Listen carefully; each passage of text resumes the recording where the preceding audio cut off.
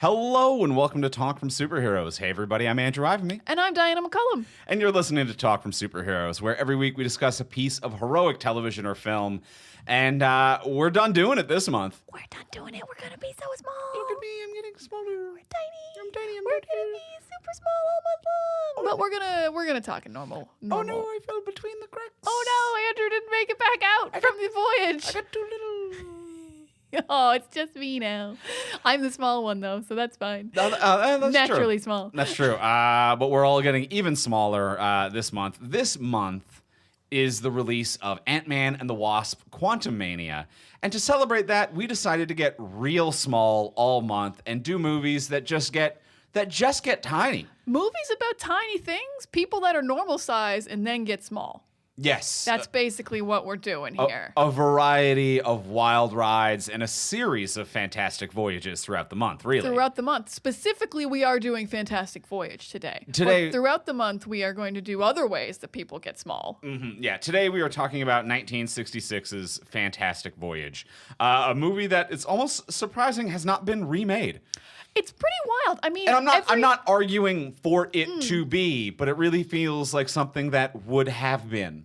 It hasn't been remade, but every sci-fi TV show has done a Fantastic Voyage episode. Yes. So it kind of like has and hasn't. Even non-sci-fi TV shows. Somehow. Like Archer has done a Fantastic Voyage episode. You know, like it is a pretty common, it's in the zeitgeist. Yeah, there's the Star Trek versions. There's the Magic School Bus episode. Everyone's gone inside the body and then done the thing. Yeah, a highly like definitive, pivotal film throughout history, you know, like a movie we'll get into more, but like one that's like had an effect on media since. It's one of those weird ones that had an effect and almost no one knows the original.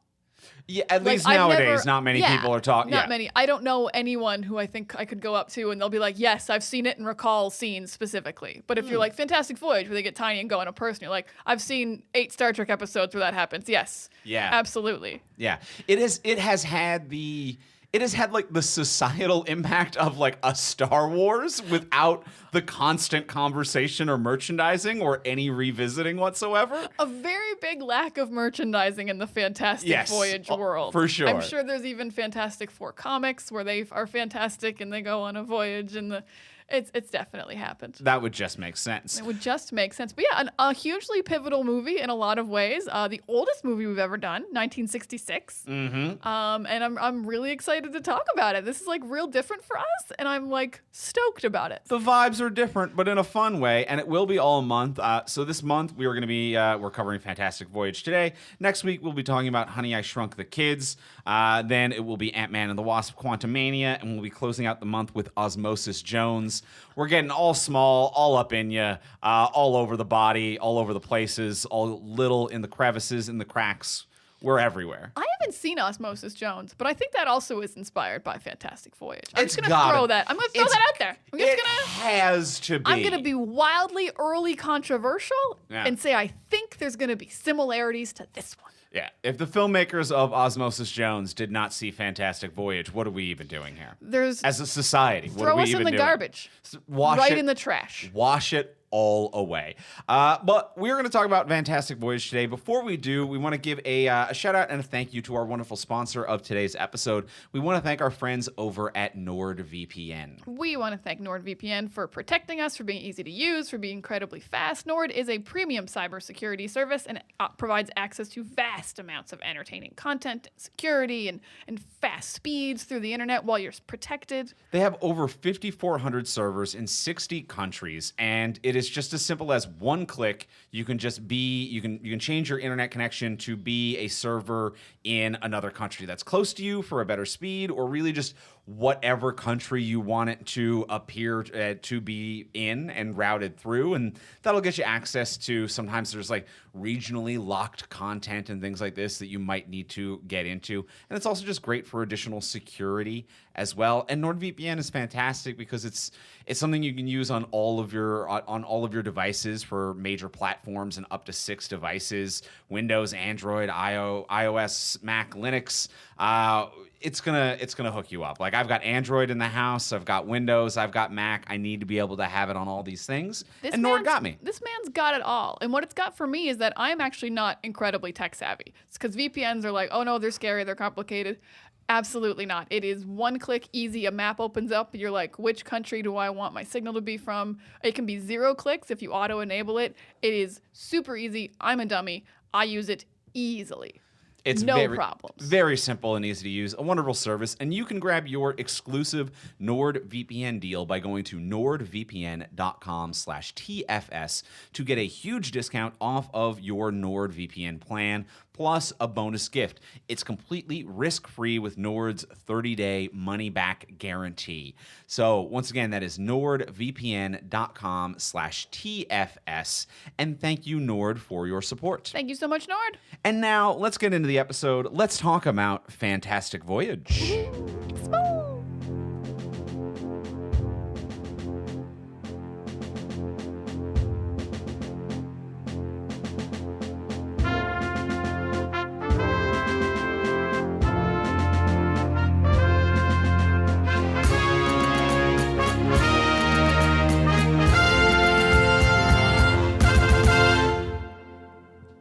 All right, we have seen 1966 Fantastic Voyage.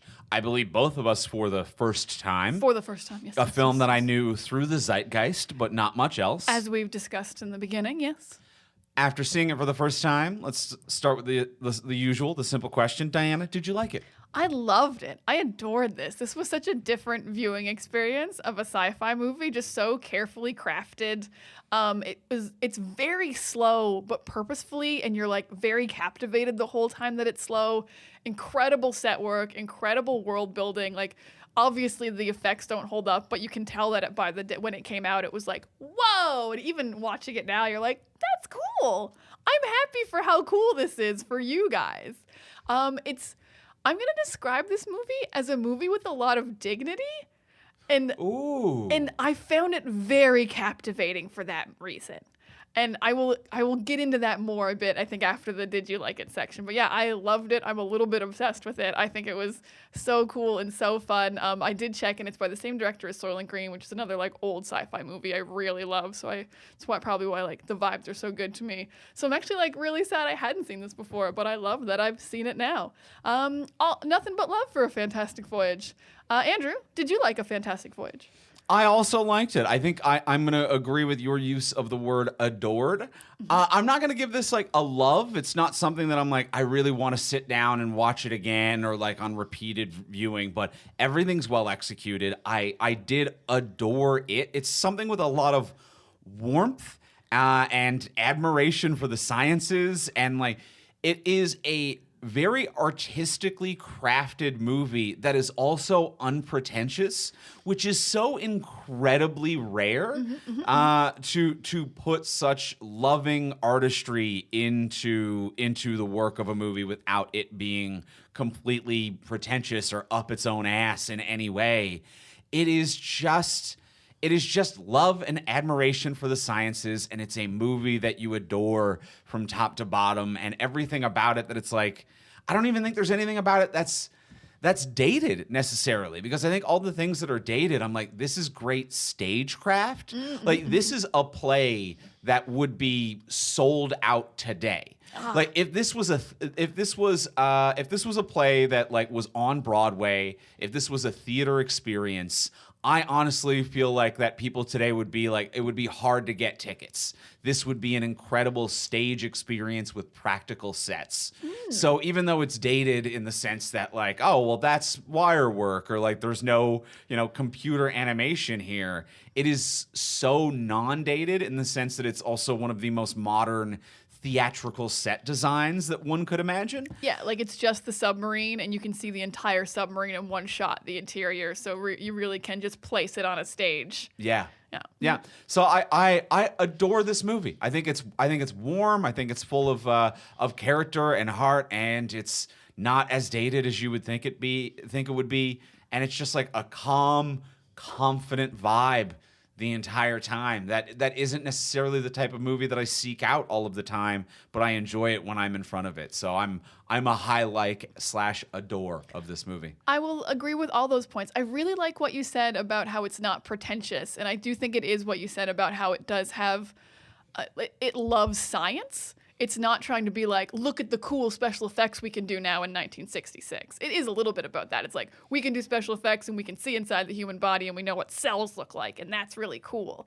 But they're very like calm about it. They're very like mildly educational about it, and not just like I think in modern days, it's like, look at the cool 3D we can do now. Whoa, whoa, whoa, whoa, whoa. This guy's completely CG. And it's like, what's the story? They're like, the story is the most important part. And also, they thanked science at the beginning and the end of this movie. I love the opening and closing cards. There's a big card that comes up, and it says, one of the first ones is, I wrote part of it down, in this world of ours where going to the moon will soon be upon us. Wild to watch this movie and be like, oh, I'm living in a time where we haven't gotten to the moon yet. Yeah. Okay. Weird. But then the end card is like, thank you to all the scientists and researchers who helped us with this movie and were consultants. We really appreciate it. And it's like, that's the entire end card because all the credits are at the beginning. Yeah. And it's so lovely and warm, and it just makes you feel nice. You're like, thank you for believing science, even in a movie about getting tiny. We just want to thank scientists in general. Just in general. Thank you, scientists. Yeah, the makers of this film are indebted to the many doctors, technicians, and research scientists whose knowledge and insight helped guide this production. Just like... so nice. Oh my, everyone who's not in the arts are the reason we made this. Just such a nice thing. And yes, that opening card that's like, we're going to go to the moon soon. There is something so sincere and unpretentious just about some nerdy filmmakers being like, we're probably going to be on the moon soon, and we are amped. We're so excited. We made this movie, y'all. Like, I'm like, we didn't want to just make a movie about going to the moon because that's about to happen, but we're so excited. What would be next? Our movie would be dated. Like, we would get it wrong. And so we're going to do like a guesswork thing. But next, we're probably going to get small. But the guesswork will also be based on science. It is so sincere and earnest and heartfelt in everything this movie does. It really is. I mean, I do like also being thrown into 1966, as I said, though, because in a weird way, after watching this, I'm like, I think I kind of get why people thought the moon landing was fake. If like, if this came out like right before the moon landing, and they're like, look, we can just fake going into a body and it looks pretty good. And then they were like, we've been on the moon. We've got footage. This movie fucks you. I'm going to throw that out there as a conspiracy theory I might buy into in 1969 after watching Fantastic Voyage. If you had shotgunned Fantastic Voyage and the moon landing on the same day. I'd be like, look about the same. I don't know, though. I know we can do this now. I've seen a fan. They looked like they got small.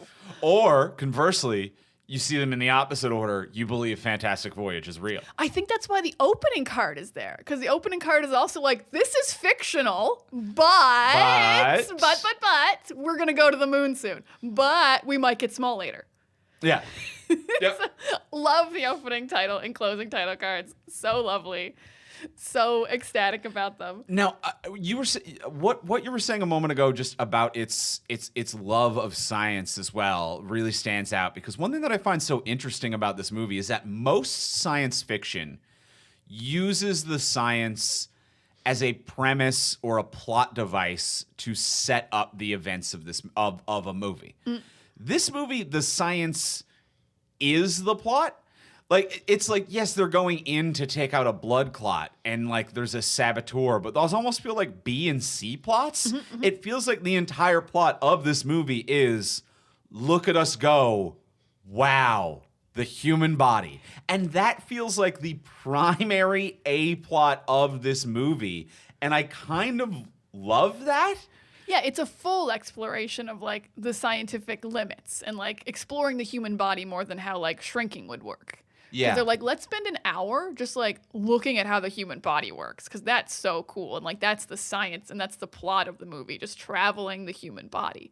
And yeah, they've added stakes with the hour-long limit until they get big, and also the guy's dying from the blood clot. So like there is a plot around it. But the guy they're trying to save only needs to be saved because he knows a lot about shrinking technology. This isn't a guy with any other secrets. He's not like, I know the Russian nuclear codes. He's like, no, I know. I can make us shrink better, but I'm dying.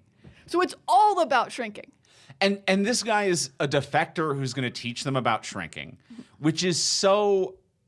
It's barely touched upon in a way that I really appreciate, that I feel like most cynical science fiction would be like, and how does this affect the war? Or how does this affect now America will be the global superpower? Or what do the politicians have to say about this? But this movie is really like, hey, listen, this was the best excuse we could come up with for the reason they had to go tiny and get inside of a person. So strap in and we're doing that. And I'm like, okay, cool, great. Like, even the movie, just like once they get out, the movie ending and not being like, and then he solved the 1 hour problem and America crushed the Soviet Union. It's just like, they got out. Don't worry about it. Once we are out of the body, the movie is over, because that's the movie. The movie is being in the body. The movie is over, and also, but like what we were talking about, how it's like warm and it feels like it cares. It does feel like the plot of the movie is also like, save this man because he's a man who's dying. Like, right. It's not save this man so America can win a war, as you said. It's not save this man so we'll have secrets. It is like, oh man, like, because the guy who's like in charge of the wireless, the guy who was his bodyguard, was just like, oh, I liked that guy. Like, we should save him. We should just save a man. That's it. Who's and that's dying. all it is. Yeah. Yeah, and it's really nice. And they're just like, that's their mission. No one is there for ulterior motives except the guy who's sabotaging them, because he is there for ulterior motives. But they Sure. never even say, like, really what country he's from or why he wanted to do it. He just, like, sabotages them and dies, so we never have to question any of it. There's no effort made to like humanize him, where it's just like, my family has been kidnapped and they're being held in the... It's just like, I don't know, I was trying to sabotage it because it just made us explore more of the human circulatory system in this movie. What do you want? And yeah, it's just like the brushest of brush-offs, and I kind of love that about this. I really, really liked it. Yeah, to go back to what I said to in the very beginning, though, is like, I can't get over my description of this movie as like having dignity, and every character is just very dignified in the movie. It's like, it's not a joke mission. At no point we had laughs, but it's not a joke. It's not a joke. At no point are they trying to make us laugh, and at no point is anyone like, miniaturization, what? Wacky, wacky, wacky. They're like, well, this is the only way we can save him, so we're gonna go in a submarine and we're gonna get injected into his neck, and we're gonna go into his brain, and we're gonna shoot the blood clot with a laser. Everyone's like, yeah, of course, absolutely. Most logical thing to do. Yeah. But like, it's not a comedy. It is just straightforward, like, this is the science of these characters that they live in. They all work at miniaturization base. They're all miniaturizationers. So, of course, this is their go-to solution. But, like, there's just this kind of just, like, we have a mission, and we're not going to play around, and we don't have, like, a goofy character. And I normally complain when there's no goofy character to, like, lighten the mood or break the tension. You want a lovable sidekick. You enjoy the comedic sidekick. I dies for it. And this movie doesn't need it, because they've decided that it's just a military mission to save a man's life. And I'm like, I think that's great. I love how this plays out and how this feels to watch. Yeah.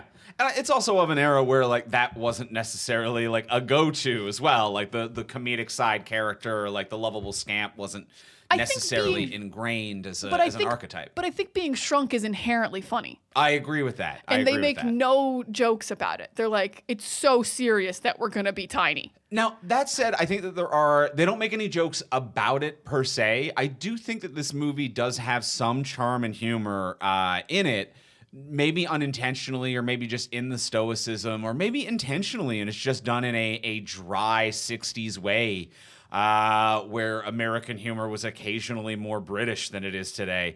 But there are a few moments where like it is an acting style of an era as well. Everyone is very dignified. It is clear diction. Everyone speaks in a tone that is consistent. It is, oh no, I'm drowning. Oh yes, I'm having a terrific sandwich. Both of those sentences have no difference in its intonation. And that's kind of stoic, and it actually kind of works of the era, and I think it works of this movie. And I think this movie has some brilliant moments of writing that kind of plays into that really well. Like when they're laying down the briefing of the scene of everything that's going on, and it was like, Grant, do you need anything else from us? And he's just he just like calmly says something like, a cab home would be nice. Yeah.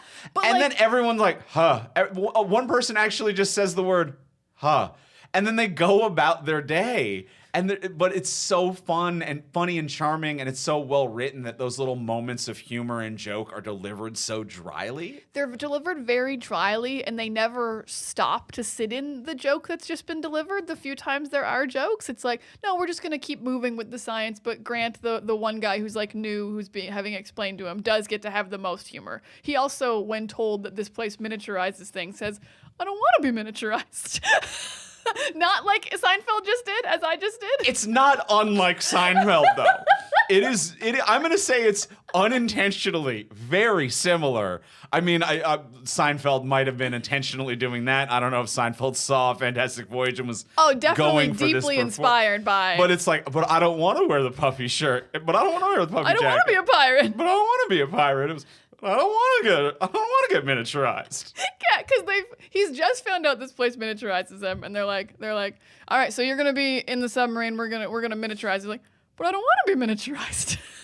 And the scene and the general's just like, well, you're gonna be. So here's how it's gonna go. And it's very, very funny, but it's also not. And in a way that's brilliant. Yeah, I agree. It's very smart writing that just plays into the performance style of the time. And then the funniest thing of the movie. We absolutely have to talk about the precision handling device. I'm going to say that this has to be a joke. I think this has to be a joke. I don't know, because it's very like 2001. Things are just like science is slow and you spend a lot of time on a scene. Like this is just kind of how this kind of style of science fiction was back in the day. Like things took a long time. You showed the entire process. But also it's... explain what it is. Just set up the scene for those of you. It is right when they first shrink. They get in the submarine. They're in a big hangar. A submarine is there. It gets shrunk down, and now it's about like the size of your fingernail. Like it's not microscopic yet, but it's quite small. It's quite small. And they say, bring in the precision handling device. And these hangar doors open, and the precision handling device is... I was expecting a robotic arm or like...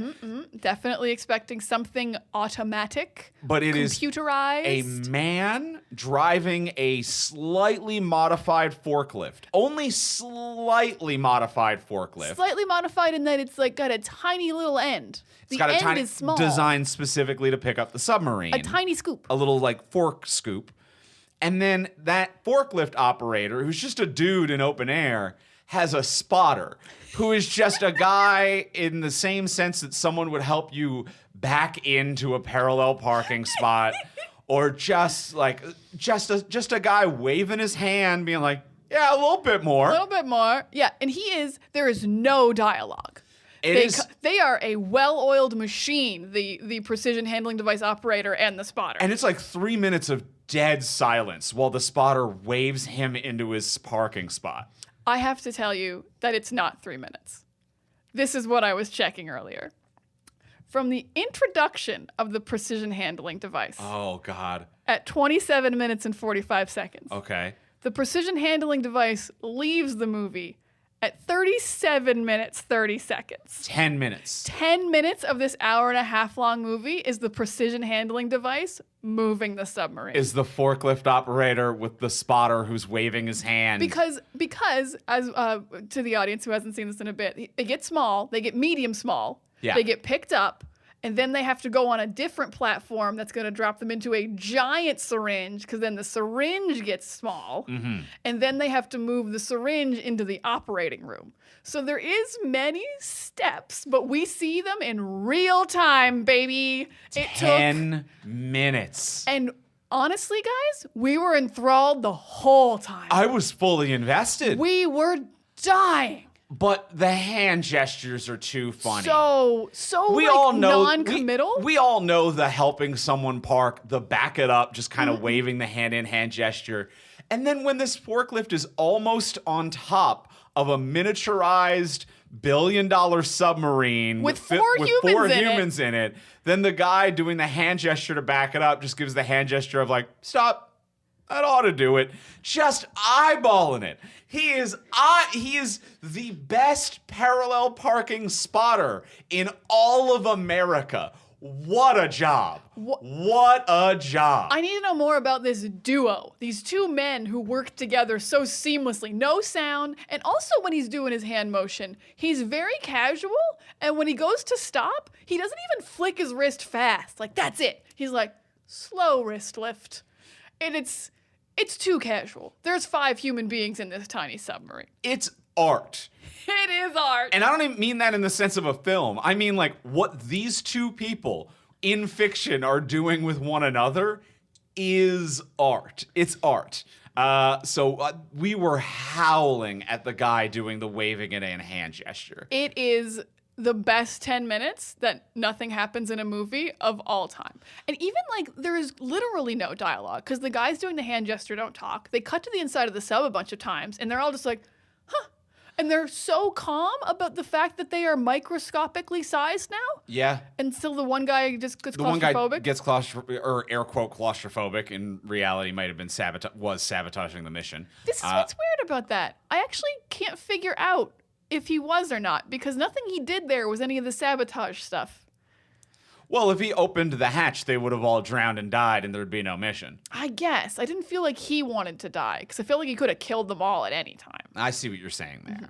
But yeah, there was a little freak out, and I think the only other dialogue in the shrinking precision handling device scene is just like the military guys going like stage 2 activated, stage 3 activating, and just that's it. Just quiet science commands happening. I think the only other funny moment was when they're in the ear canal and the room has to be silent. And one of the 50 medical attendings who just stand in the room, who have to stand completely silent because if they make a noise, it'll rattle the ear canal and hurt the people who are inside this guy. One of the attendings knocks over a scalpel or a medical device. It clangs on the ground, and then we cut to like with inside the ear canal, and you know the sub's freaking out and everything's going nuts. And once we finish that sequence, and command is like, they're out of the ear canal, you can make sound again, and that one medical attending, that one woman who's just like, oh, I thought when I dropped that scalpel, we were all going to lose it. It was the only, in a movie where all the dialogue is such like stoic old actor, who, what, when, where, why. It's an old style of performance with clear diction and just one woman with a modern 21st century naturalistic line read delivery. Very naturalistic, and I will say, the woman who said it isn't the woman who dropped the scissors. So she was like, I thought my heart was going to stop when those scissors dropped. So she's also doing a quick, sick burn. She's getting a quick burn in on the girl who did drop the scissors, and I'm like, that's like real, but not where this movie's level is at any other point of like just a quick like camaraderie burn of like... Love it. Love it. Absolutely love it. So that was the other funny moment. Yeah, I think that's about it, but in like a good, purposeful way. Yeah, just a couple of good, purposeful jokes that really landed. Well, purposeful with the questionable exception of the precision handling device. I don't Genuinely know. would love to know about in the era, was this like just cool or was it a 10-minute joke? Yeah, it feels like it could go either way. It really could go either way. I genuinely would love to experience this in 1966. Yeah. And then there is, we haven't really discussed like being inside of the human body, which is, I think, the particularly spectacular set work, set pieces, and set dressing that really elevated this movie at the time and made it kind of like a fascinating imagination of what inside the human body might be. Fascinating and accurate, but with an artistic drive and purpose. Accurate enough to be able to be used in schools and lectures for many years after this movie as like, hey, check it out. This is what the circulatory system is like. But obviously there is artistic liberty taken within that also. Yeah, it's scientific and informative, but they did a great job of finding just like problems to run into to deal with it, to learn about it. Like it's like this is the wall where oxygenation happens. So like oxygen passes through and oxygenates the cells. It's like, well, how can we play with this space to really learn about it? It's like, oh, we need to refill our air tanks using the oxygenation wall and actually pass through it. And it's like, this is actually like an obstacle they have to overcome, but you're learning about the human body at the same time. Yeah. And it is like, and every obstacle that they meet in that way is brilliantly executed. Well, the saboteur essentially becomes a science teacher. Yeah, we're taking the scenic route. Yeah. Up to the brain now. We were supposed to go straight to the brain, but now we're going to go through the heart, up through the ear, into the brain. So we're going to learn about the whole body. Yeah. Yeah, every step the saboteur does brings them closer to knowledge. And I feel like that's kind of like the meta exploration here, because one of the criticisms of this movie throughout the years has always been like, oh, well, it's one of the more contrived movie plot lines. It's like they could have just gone in through the tear duct that they came out of at the end after this long and fantastic voyage. But part of this movie is just an excuse to teach lessons about the human body, and like, let's go look at this thing, let's look at that thing, let's see what white blood cells are like, let's watch the let's watch human antibodies in action, attack things. Yeah. And let's go into the heart and see how powerful the heart is. So powerful that we have to stop this man's heart just so we can go through it, because that's how strong the human heart is. Just very, very interesting stuff. And I will even say plot-wise, right off the bat, like they get injected in the neck and they're supposed to go straight into the brain through a vein, but like they get sabotaged into the artery, and arteries go in the opposite direction. So it's like right off the bat, I'm like, no, they were going to be way closer. Yeah. Sabotage shot them on a different path. So yeah, the eye is really close, but the neck is pretty close to the brain too. I'm just going to throw that out there about the neck. Yeah. I don't know if you've looked at a body. The neck will shoot you right in, but they wouldn't even need the sub if they went in through the eye. I'm arguing for the contrivances, so I don't want to get too into the weeds on it. Yeah, I don't want a 20-minute movie about going into the neck and then you hit the brain, and then I don't know if you even need a surgeon to do the laser thing that guy did, but yeah, he just really kind of went in and started blasting. It really felt like the military guy should have been doing it. Yeah, you want a better shooter. Maybe the surgeon has like a spotter to be like, that's the stuff you want to shoot. Oh, he needs the guy who waves his hand. Oh, you need the precision handling Everybody device. needs they didn't bring it in with them. That was the problem. Fools. Well, you need the precision handler on the outside in order to even get that far, He's doing it out there. Yeah. He's waving his hand. Just waving his hand around the whole time. But yes, I agree. It was just kind of some loose laser shooting. A military person could have done it. Yeah. When they were like, we need the best surgeon in the absolute world, and thankfully he's nearby, and they get there, and they're like, there's the blood clot. I'm like, I can so clearly see it. And he's like, we just got to shoot it with the laser.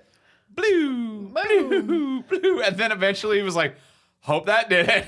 They just left. They just left. We never get reassured if this man even lived. No. And I'm okay with that, because once we're out of the body, this adventure is completely over. It is. I'm also going to say for sure that man died. I'm going to say that's a confident possibility. I'm going to say that for sure because they left the nuclear submarine inside of him.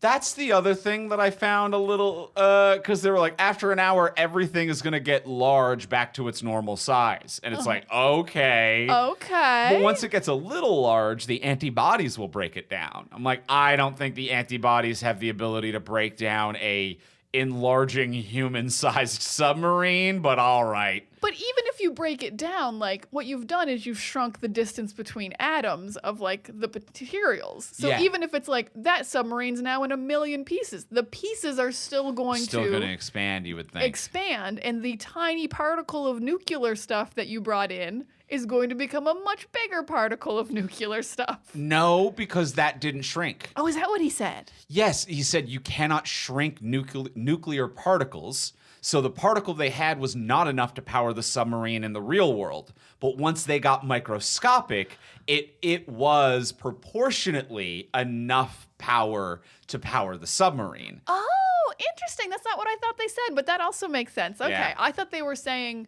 if you shrink nuclear stuff, it still puts out the same amount of energy. No. So even if it's like how Ant-Man is still as strong as a human man when he's see what tiny, you're saying. that's what I thought they did. No, I think that they were saying that like that nuclear materials cannot be shrunk, and it's such a tiny particle. That was why Grant could hold it in his bare hands, because they were like, this is actually a perfectly like a healthy low room level of radiation for anyone to handle. But once we shrink and it stays the same size, it will power the entire submarine. That's very clever and cool. Yeah. So I thought that was clever and cool as well. It's clever and cool, but yeah, definitely that either the saboteur's body or the submarine is going to get big and kill this man in moments, which is probably why the movie ends right there.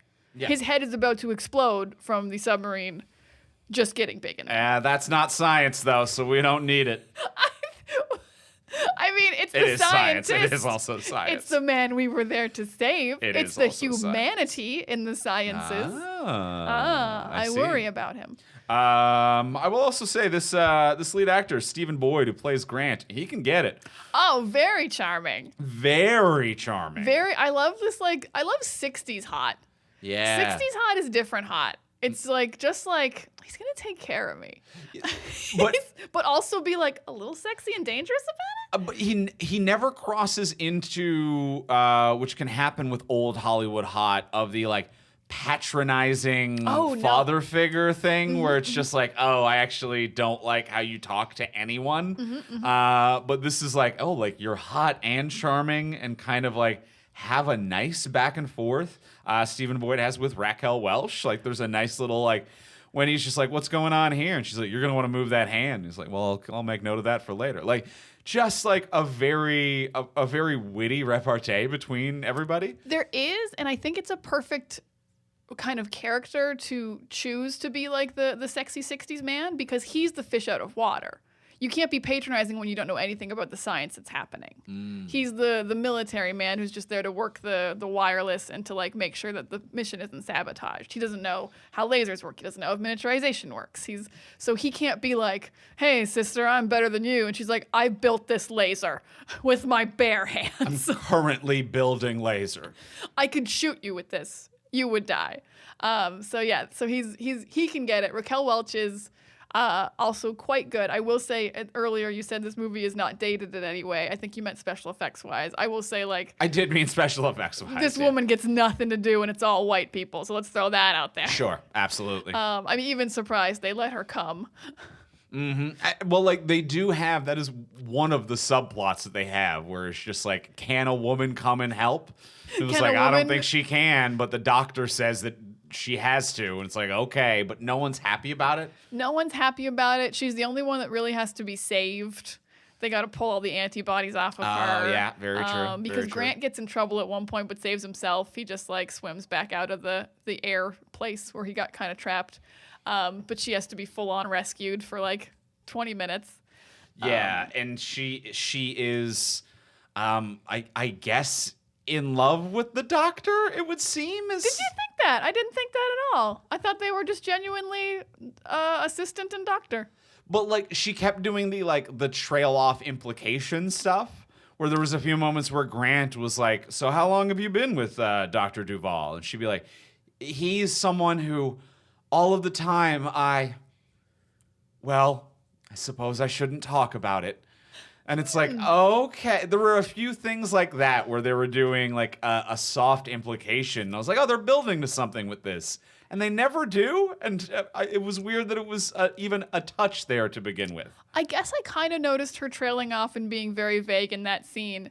This is a weird thing that I thought, but at the time I was like, they have no idea how a woman could even get to this level of science.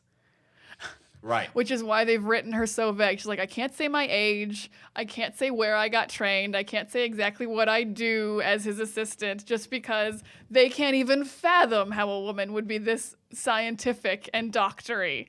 And so, like, that's kind of the impression I got from the scene. Interesting. I did not get the impression of any kind of love interest on either of their parts. Interesting. Okay.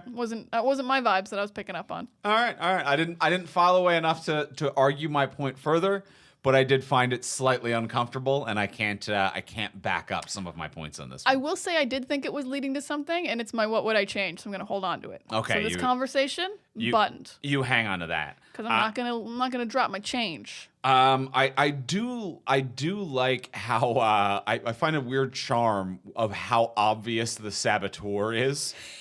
Was this subtle for the day? I don't know if it was subtle for the day, but it was how things were done for the day, I would say. Of the I'm the one who you can't trust. I shiftily look from left to right all the time and am weirdly sweaty. But you have been ordered by your superiors to take only orders from me. So they do lay a little Yeah. A little something there. Donald Pleasance, who plays Dr. Michaels and is also famous for being Blofeld in James Bond. That's what he's famous for. That's not what he's famous for me. Oh, really? What is he famous for you? There is this old Disney movie that no one ever knows. So not how he's famous for me. Okay. For me, Andrew. All right. It's called Escape to Witch Mountain. It was a live action. I'm familiar with this. I don't think I've seen. Is Escape from or to Witch Mountain? Both happen. Oh shit! There's a sequel. Witch Mountain, you're fucked. Witch Mountain's got a lot going on. Okay. So he's the villain in that, and it was my favorite Disney movie growing up. But I acknowledge it is not a super beloved. Although it got Did they remake that? They got a remake with The Rock. Oh, interesting. Okay. I think it was The Rock. That seems right. Yeah. I want to say that you're right on that one. So yeah, I know him from that, but Blofeld seems like a bigger deal. But a very obvious saboteur the entire film. Is that Blofeld? I don't trust this squirrely little guy. Beady eyes, darting left and right every scene. Yeah, disappearing to go do a thing before they take off, and I'm like, that wasn't an emergency poop that he was doing back there. Mm-hmm. Although, I would be before we miniaturize, I'm going to use the bathroom again. You should get a last-minute poop out before any kind of a big trip, you know. But, he was pretty obviously the saboteur, although I don't think they made it very clear when he did sabotage other stuff other than the laser. I don't know when he fucked up Grant's rope. There was no indication. There also, I don't think, was a clear indication on that one. And at least the idea that it was the other two, Raquel Welch and the older scientist, there's two of them, so it could be either one could be the saboteur, or they both could be in on it together. But it was really obvious that it was the other, that it was Blofeld. Yeah. And then there was the captain who was barely a character who just sat in the chair the entire time. I liked him. He had a fun job. I liked that he was there. Just he was calmly fun. up in the dome. Just here doing the thing the whole time, but never a risk of being the saboteur. Not the most. This isn't exactly Knives Out with with its playful murder mystery of who done it. It's not a talented who done it. It's really just there was a man in the chair who was visible at all times. Then there is the squirrely, sweaty man who's running around into other rooms mysteriously. I wonder if it's him. It wasn't a brilliant mislead or anything. Well, the guy running the submarine could have just ran the submarine into his heart. Yeah, could have done a lot of things. But at the same time, even though there wasn't any subtlety to it, it was a fun performance of the distrustworthy man. I think that he did a very good job of that throughout. I also think he did. He was very good at being we have to leave right now. And then the scientist would be like, what if we go to the ear canal? He'd be like, yeah, I guess we can go to the ear canal. And he just didn't have a rebuttal for it. He's like, fine, we'll go to the ear canal. But canal. You could hear the fuck. Yeah. Fuck, he remembered the ear canal. There was a fuck in the tone of it all. In the tone. Yes, very clearly there. I would say that of all the sets, I think the lungs might be my favorite part of the set of him getting blown and pulled around and them kind of pulling through the wall. I'm sure, of all the places in the body that they go to. Oh, in the body, because I'm gonna say you were blown away by just the military base when this movie opens, that they drive through for 20 minutes. Which I called it though because I was just man, they used to make buildings different. Because at first I was like, what an incredible set. And then I stopped and I was like, this was actually a real place in the 60s for sure. It and was looked a it real up place. and it was just a sports an arena. arena. Yeah, it was just an empty arena. Yeah. And you can, when you know that, you're like, oh yeah, that's what arenas are like. They're so big, you just drive around them. Yeah, but if it's they're also empty. a kind of an insane color and a weird aesthetic choice. So I loved that set to begin with. A lot of ramps. Yeah, a lot of ramps. Yeah, but yeah, the ear canal was fun, heart was fun, but lungs I think was like my favorite part. Lungs were your favorite. So like when you got pulled into the air, because they had like the tube that they had to get air into. I loved the air tube. That was fun. Air tube was fun. Yeah, that was some of the better wire work I think throughout it. I think I liked, it was kind of like nothing happened, but I liked the heart because I just liked the big implications about like what the heart is. Like, because everywhere else they're like, you have to be quiet in the ears and you have to like not break the wall in the lungs. But it's like, the heart's gonna fuck us up. The heart is so strong. The heart's an insta-kill. Yes, It will yes, obliterate insta-kill. us. And I was just like intimidated by the heart. I was like, oh man, hope they make it. They make it through the heart. So it wasn't the most visually interesting, but it was also very clear what was happening when they get to like the ventricles that open and close, and it's like, we're out of the heart. Yeah. So yeah, they did a very good job of like changing. Oh yeah, the opening and closing ventricles, Valves, I arteries, valves. Whatever they are. We're not doctors. That was really cool. That was really cool. And well Yeah, done. I will say, as people who constantly are like, this action movie doesn't have good geography and we don't know where we are, always knew where we were. Knew where you were the whole time. They had a big old board to show you where you were. They had like 3 boards. Loved like, the boards. On the ship, they're like, we got these maps. And then there was a dude whose whole job was just on a giant map of the body. Love that dude too. Moving the dot. Some great jobs at the miniaturization department. That guy just checks in and out every day and he's like, I just moved the dot on the body. That's my whole thing at this department. Also, we never talked about, like, they take it so seriously and they're so sure it's going to work, and they've never done this before. Yeah. They're like, we've never sent a submarine into a human body, but we're completely confident it will work. But we had the oversized syringe made just in case. Oh, yeah! Well, you'd have to have that already. Because the submarine I'll excuse, because they were like, this was a submarine that we would use for submarining, and that makes perfect sense. Why you had a 10-foot tall syringe, I do not know. Is there any... Now, they didn't discuss this at all. Like, can you make little things big for an hour? They didn't discuss that, but it seems implied that you can't. Otherwise, they probably would have made the unconscious guy bigger to make this easier. A giant man! Yeah. Yeah. Where would you put him? Just outside. Outside. I'm gonna go with tiny people is easier. Airplane actually. hangar, maybe. All right, I see what you're saying. Yeah. I'm also picturing just making him a little bit bigger. Well, I would actually argue, yeah. Yeah, because if you made him giant, like, you don't need to make him so big that me, human size, could walk in. But why don't we split the difference so that the risk is a little less demanding? You know what I mean?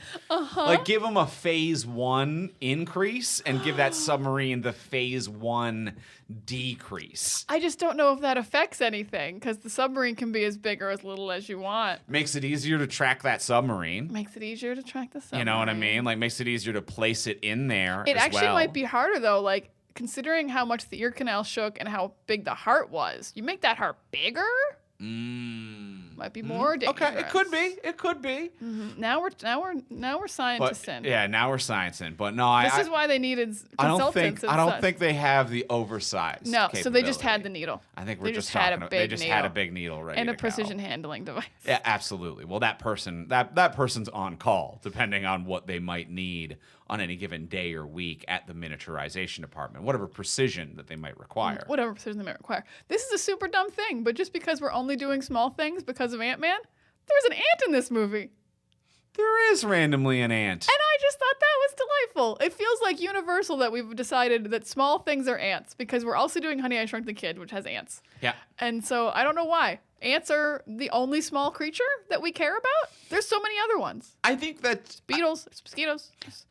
ants are famous for proportional strength as well. Oh, that's true. Is that like that is one of the other things to be like They're jacked. you don't look at ants and think like, oh, ants so strong. You don't think that like an ant is stronger than a human or a gorilla or an elephant. But like we all famously know that ants have proportional strength and are a good representation of that. So I think that when you're shrinking or enlarging or trying to show something's proportional capabilities, then I think an ant is a good little symbol and a good little metaphor, because not everything that small is proportionally strong. That's a great point. But anyway, I was just really excited for that ant that got to be here. I was like, Ant-Man's here. This is sick ant cameo. Sick marketing plan, Ant-Man. Yeah. And also worried about that general who ate an entire can of sugar. I don't even the Like, this was jar, like the a shaker, a shaker of sugar. This was a weird, like, subtle joke that was happening, I guess. He ate the entire shaker. He was it was full when the movie started. Yeah, well, in his coffee, but like Yeah. his coffees were so sugary and spilling so much sugar that ants were showing up as well, or an ant. I don't know how that guy got in. I don't know how that guy got in there. Also, I just love the I just love the laissez-faire aesthetic of the 60s, where the coffee maker was on top of the computer that controls your submarine and miniaturization machine. Just put that on Just the very delicate computers that we have. A safety standard that just in no way would be allowed today. Like, I don't feel comfortable having a cup of coffee near my desktop, let alone putting the brewer on top of the system. I love that was your difficulty, because my difficulty was we're in this they have to go to through a sterilization room, and we have the precision handling device, and we need this man to live, and it's very, very important. And also, we are smoking in the observation room. Oh, yeah. Right above the surgery. Everybody is smoking. Full on cigars, cigarettes, going a million. And I'm like, this man has a blood clot in his brain. And you are blowing smoke into his surgical suite. So, not all safety precautions were taken. I understand that. Mm-hmm. Yeah. At least there was no coffee maker in the surgical suite that we saw. There was a bunch of cool antennas. Love those fun. little antennas. That's great prop work as well. Very fun. Prop masters just used to be, they used to be better. Prop masters in the 60s hit different. They didn't care if it looked silly, because they're like, if you just treat it not silly, then it's great. Then it's... And also, I worked really hard on this, so it's awesome. Like, So and it's like fucking awesome. Fuck yeah, prop master, you do you. Look at your precision handling device and your tiny antennas, and fuck yeah, you made a giant needle. Fuck yeah, my guy. Fuck yeah. It looked great. Prop masters get it. Get it, prop master and set designer who made the submarine, which was also slick as hell. That like hatch to get in and out, and oh yeah, everything on the submarine. Oh man, when he opened it up to fix a fuse, yeah. I think you actually went, whoa. I went, whoa, like that little drop down thing. Yeah, it opened in a way where I'm like, this would have saved the dude in the abyss. Remember when they couldn't get out of the thing because they couldn't get the goddamn, he couldn't get like the thing opened. I'm not describing, they're all the thing. Fuse box or something. But the fuse box or whatever. James Cameron almost remade this movie because dude fucking loves water. And loves drowning some people. He probably would have left that out, that they just popped the box off. Yeah. Well, let's go in for the close. Let's ask the final question of what would you change? So now that we've discussed everything we've discussed, what would you change about this movie if you could change anything? Before we do ask the final question, we'll remind you, as we do every week, all the time. We're always telling you. We're bringing it up. We're sending you out there. We're getting small and sneaking into your homes and telling you to rate, review, and subscribe on Apple Podcasts, Spotify, or wherever you get your podcasts. Wherever you get it. It can be the smallest review, you guys. It can be 5 stars, 1 word, 1 letter. Any letter you choose. I mean, it can be longer, but it can be small. I don't know if they have a minimum. They might have a... You know what? Leave a plea with Apple or Spotify or whoever and say, let me make the font for reviews smaller. Just like a request for the review people. I am always really impressed when someone can make font smaller, like in a tweet or something, and I'm like, I have no idea how they did that. I know how to do it. It's really complicated. It seems like more work than it's worth, but it's got to be a really good joke. So put that request for smaller fonts in reviews, and then leave that in a review. But 5-star is the important part, because when you leave those reviews and a 5-star rating, it helps us move up the charts and get recommended to new listeners. That is how a lot of new listeners find us and how we grow and expand and keep everything alive here at the network. And as well, if you want to support the show monetarily, you can do that by checking out our Patreon page, which is a monthly subscription service where you can subscribe at whatever is in your budget. You can customize it entirely to yourself, and you'll get cool bonuses depending on the level you subscribe at. So even if you only have $1 to kick in, those dollars add up and make a world of difference here at the network and for our lives and for the podcasts. So if you have $1, you will get our webcomic texts from superheroes a day early. And you can sign up at $1. You can sign up at other levels as well. And also you're not locked in, so you can always cancel and change your level on any given month. So if you have $10 in your budget this month, sign up at 10. Next month, maybe you only have $1 or you don't have it at all. You can always cancel or change. But if you do sign up at that $10 hero level, you get an exclusive episode of this podcast every single month. And not only that, you get instant access to all the old ones. So if you only got $10 for 1 month, they're all right there. Whenever you want to listen to dozens of episodes of Talking Superheroes waiting for you. They are ad-free. They are on topics we never cover on the regular podcast. And they're just a dang good time. Really good time. Dang good fun time with our patrons. Ding dang dong, good time, and a whole bunch of episodes just waiting there for you. So head on over to patreon.com/fromsuperheroes. That is patreon.com/fromsuperheroes. And thank you to all of our current and future patrons. Thank you, patrons. And now let's ask the final question. Let's go in for the close. Diana, what would you change?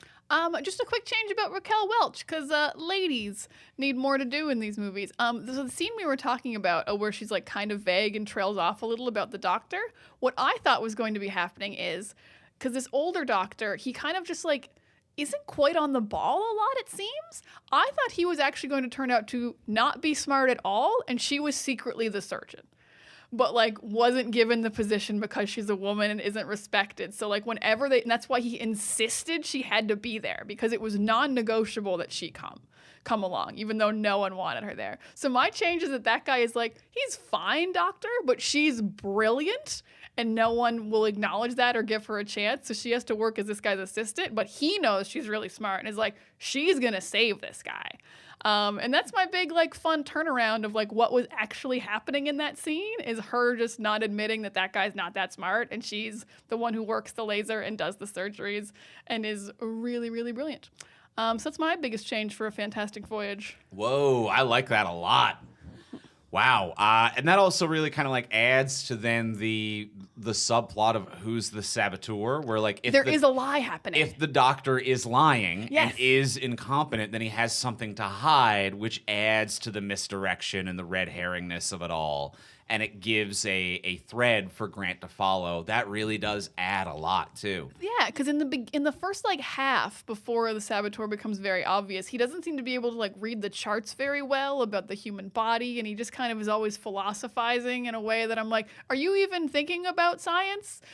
So yeah, I just thought that would like be a fun twist and like add a bit more mystery of what's happening. Interesting. So I really like that. You're making me question mine. Oh, it's fine. Because mine doesn't necessarily work in conjunction with yours, but my idea it was also going to be for Raquel Welch's character of Cora was going to be that she is the doctor. So basically the main doctor, what was his name? Duvall. Dr. Duvall isn't there. Isn't even there. He isn't even there. And this whole thing is that she is the leading neuroscientist. And then there is that inherent sexism, which they kind of glance upon of the opening, where everyone's like, we don't trust her, we don't like her. We think that there's a spy in our midst. And naturally, the woman who we don't trust because she's a woman is who we want you to go in and keep an eye on, Grant, because there's no way she's actually smart enough to do this. Something else is going on. Something else is going on. We don't trust her. And it gives more of a reason then for Grant and Cora to have a relationship and have more conversation. And then I think it makes him more of a hero as well, for him to be like, she's not the saboteur. Like, no way. She's just mega smart. Yeah, she's very smart. You all need to respect her more. It makes him more of a hero. It makes her more engaged. as well. And then it also kind of just like plays into the storyline of the inherent sexism, where the obvious saboteur in that scenario, when he's like, actually, there's totally no time and we have to go out, he's playing into the sexism of the room. When she's like, actually, there's plenty of time. We can just go through the year. What are you even talking about? And now he is just kind of like downplaying her credentials due to her sexuality. You would like to add gaslighting. The villain gaslights. I know. The villain gaslights. As they do. Yes, to highlight the fact that that is a thing male villains do. So that was my idea, to remove the doctor completely and make Raquel Welch, the doctor character, get her more active and involved, and use the sexism of the time in the scenario as a plot device. I think that absolutely works. Like, yeah, they don't work in conjunction, but I think those are two very separately similar, valid ways of making this movie more interesting. She's a brilliant scientist in both versions, and like maybe has something to hide in both. Or she doesn't have anything to hide in yours, but it just is like sexistly treated. And also, let's make that dude bigger. The dudes. Guys, make that dude real big. Put him outside. I'm also gonna say the submarine gets out because it bothers me that there's nuclear stuff inside him. I think he's gonna die. I think he is. Also I think he's gonna die. He's not I don't think well. we did a good job. He's not doing. We learned a lot. We learned a lot, but he's not doing well. We didn't save this man. No. Great first pass at doing this type of surgery, though. Like, everyone who's made it out has got to be like, that was a terrific first pass. If we hadn't had a saboteur, anyone who has to do this after us is going to learn so much from all the stuff we wrote down from what we just did. So that will be important. Well, that is going to be it for Fantastic Voyage. We are going to be back next week, and next week we're getting small again, but this time it's an oopsie. Oh no, not on purpose, small. Oops, honey. I Shrunk the Kids. Honey, you weren't supposed to do that. I done did it. So next week, we're talking about Honey, I Shrunk the Kids, continuing our miniature month. In the meantime, if you want to get a hold of us, you can reach me on Instagram at Ivimey, Ivimey. You can find me at Words of Diana on Twitter. And you can reach both of us pretty much anywhere at From Superheroes, and we'll talk to y'all next week. Bye, we'll be tiny. Getting smaller.